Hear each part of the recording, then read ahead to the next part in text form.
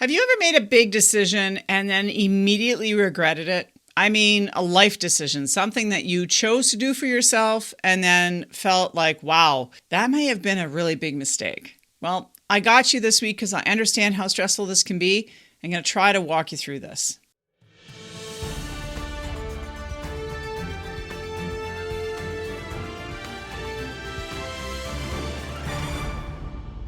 Welcome back to On the Level Leadership. So, life is all about making choices. We make a variety of choices every day. What we want to eat, what we want to wear, how we want to get to work that day, the route we're taking, the bus we're taking, all of that. These are sort of micro decisions that we do day to day. But there are times when we make much bigger decisions, like moving to a different company or completely shifting our careers or starting a business or leaving our husbands or wives or moving out of the house or whatever your decision is. And sometimes when we make those big decisions, we have immediate regret right after the decision's been made. So sometimes when we make major decisions, a couple things come up for us. One is we sometimes tend to romanticize what we were doing before.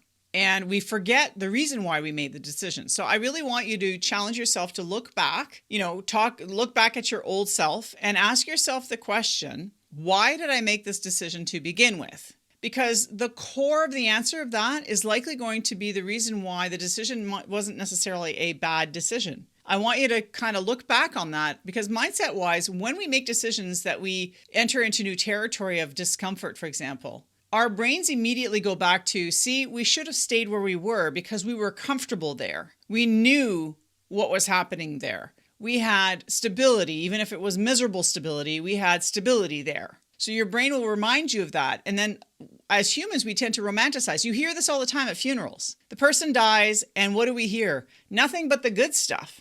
We don't hear about the guy who was a jerk when he went to restaurants and treated staff like garbage. We didn't hear about the time that, dad said this racist slur at a party. We don't talk about the time that mom passed out after drinking too much. We don't talk about those bad things. We talk about the good stuff, right? Because our brains want to do that. And I'm not saying that's a bad thing. I'm just saying that romanticizing the past as a form of regret for the decision and the current situation you're in now is not healthy. So really look back on what the reason was, the primary reason why you made that decision, and really go back to that because that's really important to remind yourself of why you did it. The second thing is you can't change it. You've now made the decision. So dwelling on I should have, I could have, I would have, I must have, I really wish I had kind of language is a complete and utter waste of your brain power. So you might as well just let that go.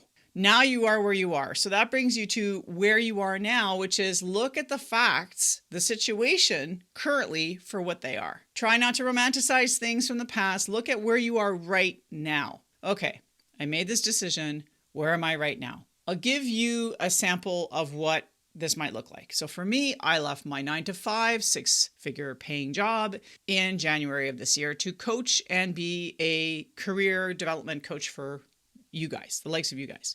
Now, am I where I want to be in my business right now? No. Have I had moments of regret? Yes. Why? Because my moments of regret have been about the lack of stability of a paycheck. I don't have a paycheck now. I'm in business. I have to work my butt off to make money now.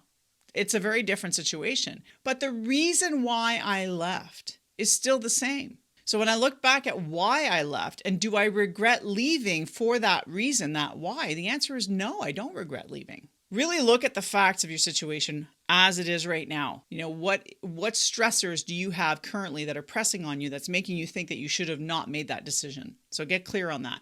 Leading right into clarity. Again, I just sort of mentioned it now, but get clear. Get clear on where you are, but more importantly, get clear on what it is you want. Because you're probably looking to go towards something you wanted. Maybe you wanted more light work-life balance. Maybe you wanted a different salary. Maybe you wanted more time with your kids. Maybe you wanted a bigger challenge in your career. Maybe you wanted to grow your career and move up a notch. So get really clear on where you want to go. And then the thing I'm going to challenge you next is look at your options.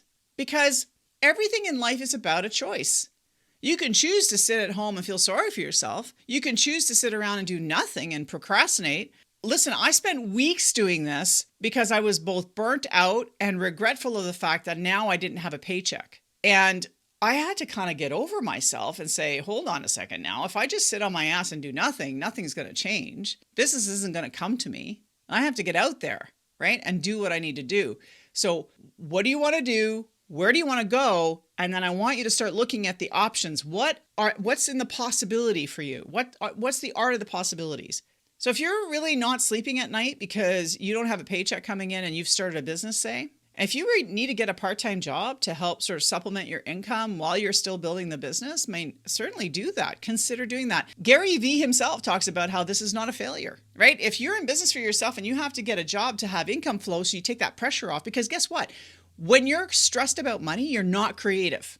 You're just not creative. You're in survival mode. The idea is look at the options. What can you do to release the pressure just a wee bit so that you can get refocused on what it is you're looking to achieve? Do a quick assessment of the obstacles. What's going to get in your way of implementing those options, because you want to make sure that you don't continue to feel like a failure, right? You want to set yourself up for success. Then I want you to look for resources. So you've made a bad decision.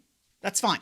Now you have to look at, okay, now what? So you need to look at what you need to do, what you need to change, what you need to be, who you need to talk to, what actions you need to take, and then look at those resources. Is there a book you need to read? Is there a course you need to take? Is there a mentor you need to connect with? Is there a friend you need to talk to? Is there a coach you need to hire? What resources do you need to continue to move forward or to get beyond this stage of frustration and regret that you're in right now? And then create a bloody roadmap for yourself. Like I said, you can sit on your ass and feel sorry for yourself for weeks and months, but nothing is going to change about that decision you made doing that. So what's the roadmap for you? What are you going to do for yourself? How are you going to move yourself from where you are right now to where you want to be? You need a roadmap. You always take out Google Maps when you want to go somewhere new, right? Google, tell me where to go. Do the same thing for yourself. Be your own Google.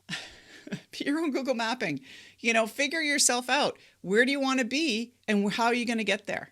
Create a roadmap for yourself. And it doesn't have to be fancy. It could be, every day I'm going to apply to 3 jobs. Every day I'm going to connect with 2 of my network folks and see if they want to meet me for coffee and if they need help with anything. Every day I'm going to get up in the morning, I'm going to brush my teeth and I'm going to go for a walk and I'm going to figure out how I'm going to meet the person of my dreams because I just left this idiot husband of mine that was a complete disaster. Truly make space for yourself and then create a roadmap. So again, I want to keep this simple because I know that making bad decisions can sometimes make us feel really, really bad. I know for me, I get a lot of anxiety out of it. Like I can't even tell you the level of anxiety attacks I had the first 6 to 8 weeks I left my job, where I would literally wake up at 4 o'clock in the morning, almost hyperventilating, wake myself out of dreams, having anxiety about the fact that I don't have a 6-figure paycheck coming in. I pulled my retirement. I'm not without cash. I have some cash flow. That's not the point. I'm borrowing from retirement, so I don't want to do that, right? So there's a part of me that's